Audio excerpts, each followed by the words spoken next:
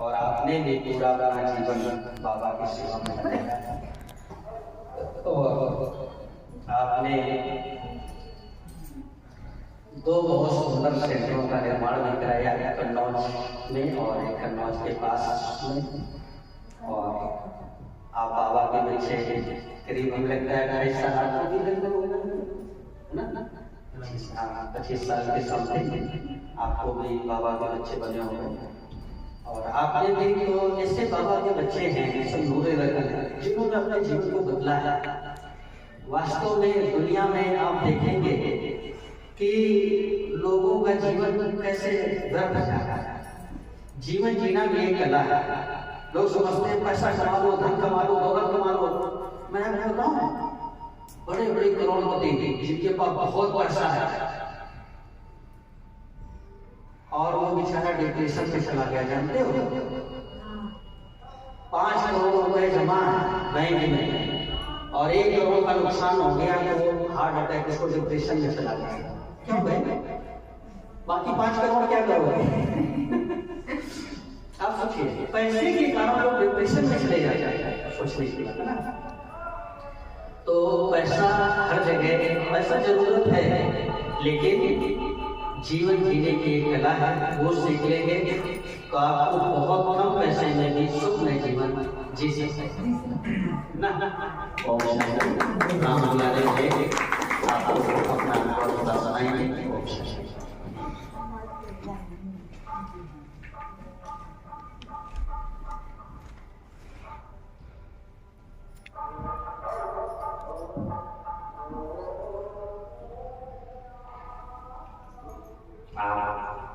महान आत्माओं को मुझात्मा की तरफ से ईश्वरी याद प्यार और मधुर मधुर ओम शांति स्वीकार हो।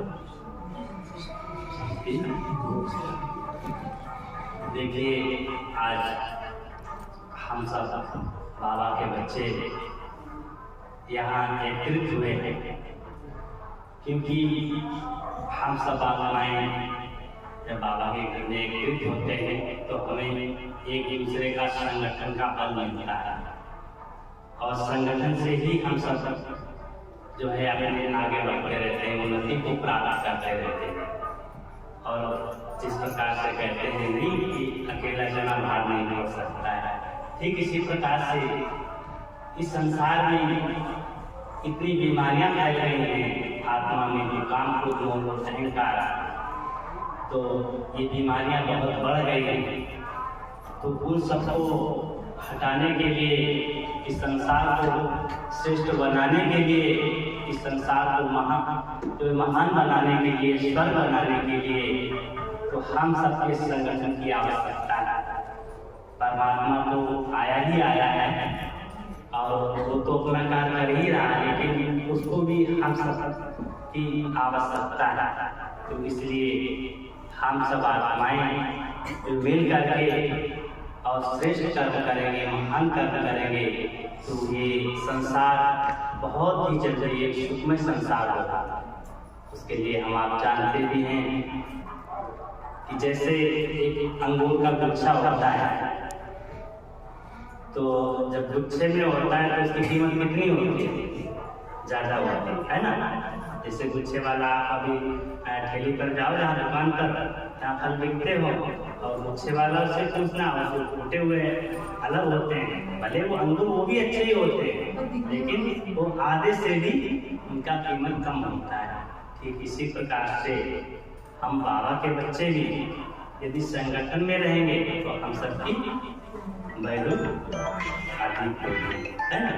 और अगर अलग अलग हो जाएंगे तो हमारा एक दैवी परिवार है, क्योंकि हम सब आत्माएं माया में बहुत उलझ चुके हैं। हम सब आत्माओं ने सतयुग त्रेता द्वापर कलयुग आज 4 युगों से अपना अपना पाठ बजा रहे हैं। माना ये संसार क्या है? एक मेला है और उस मेले के हम सब क्या है? दर्शक।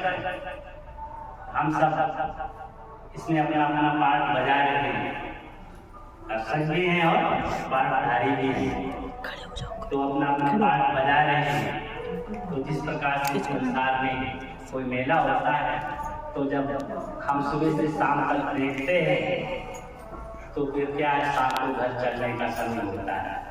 इसके साथ साथ हमारे यहाँ के बच्चे भी होते हैं साथ में, तो भले हम बच्चों से कहते हैं कि बच्चे आप चलो घर चलने का समय है, लेकिन क्या है, बच्चे क्या बोलते हैं कि अभी हम नहीं घर जाएंगे, अभी हम और मेला देखेंगे।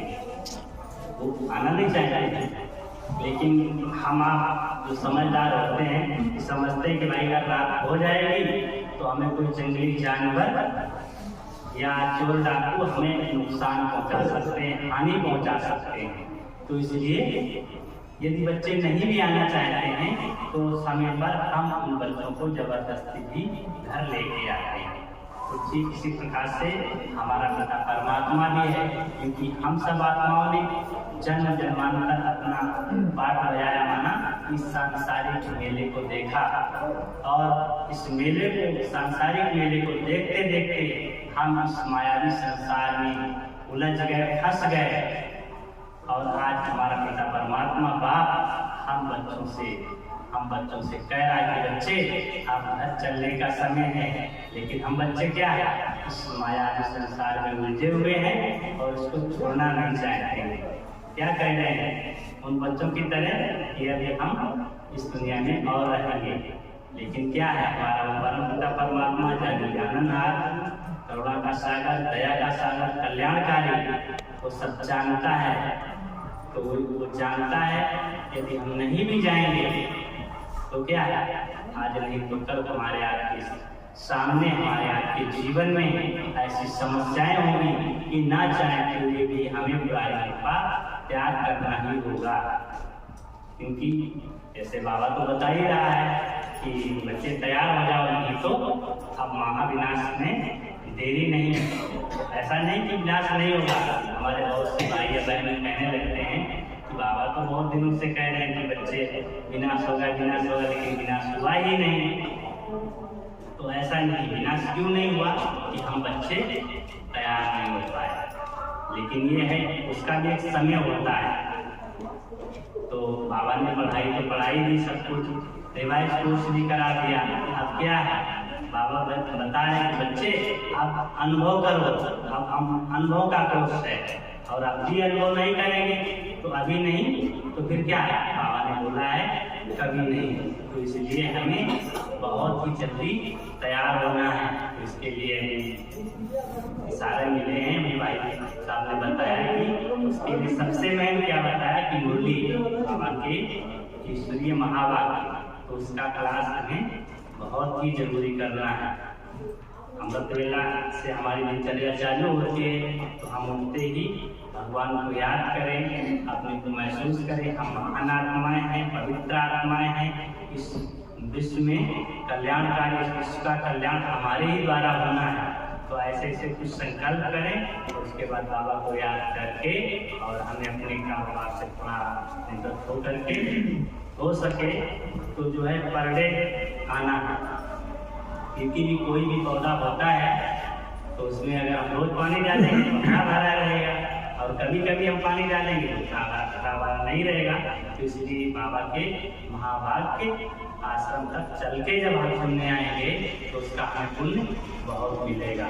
इसलिए हमें जो है बाबा की मूर्ति पर ज़्यादा नहीं करना है, बाबा की मूर्ति को नहीं छोड़ना है, और किसी से बाबा को याद करना है। ठीक है, ओम शांति। के साथ साथ बाबा का एक छोटा सा गीत भी हम आप लोगों को सुनाएंगे, आप लोग सुनेंगे बाबा की याद में बैठ करके।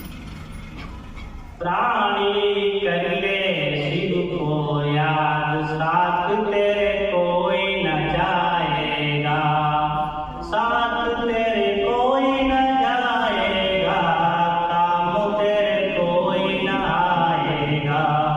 प्राणी कर ले शिव को याद, साथ तेरे कोई न जाएगा, साथ तेरे कोई न जाएगा, काम तेरे कोई न आएगा। भाई बच्ची साथ न जाए, न जाए दौलत, भाई बच्ची के साथ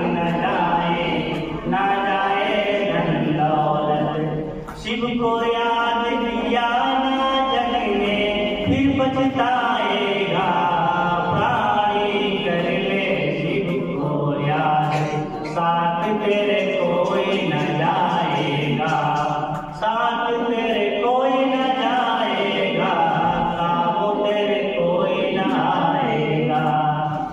शिव को याद किया ना जग में फिर पछताएगा, शिव को याद किया ना जग में फिर पछताएगा। प्राणी कर ले शिव को याद, साथ तेरे कोई न जाएगा, साथ तेरे कोई न जाएगा, काबू तेरे कोई न आएगा।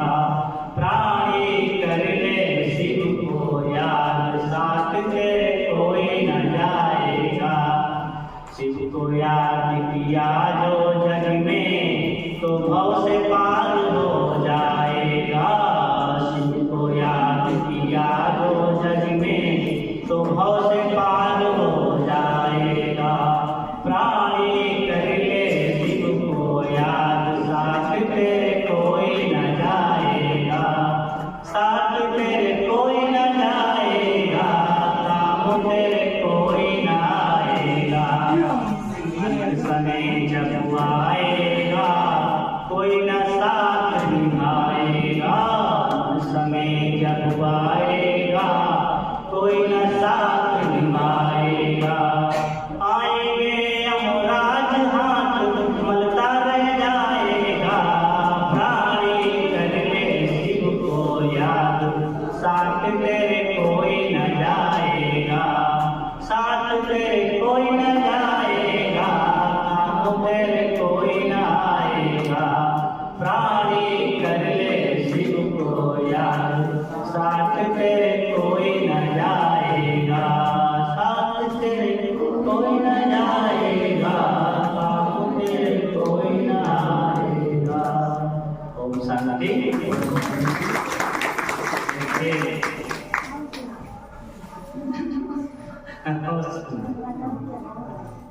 अच्छा, बहुत अच्छी बात है।